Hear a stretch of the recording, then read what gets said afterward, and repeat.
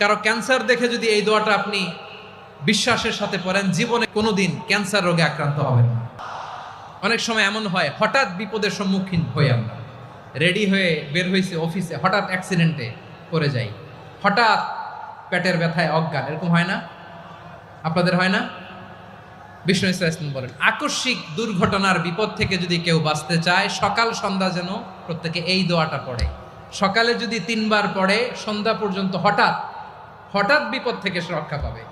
Two be protected from sudden calamity, sudden disaster, sudden calamity, হঠাৎ বিপদ, হঠাৎ ভয়ঙ্কর কোন আকস্মিক বিপদ থেকে আল্লাহ বাঁচায় দিবে। সকালে পড়লে সন্ধ্যা পর্যন্ত প্রোটেক্টেড, সন্ধ্যাবেলায় যদি 3 বার পরে সকাল পর্যন্ত প্রোটেক্টেড। সুবহানাল্লাহ পড়ে। দোয়াটা কি?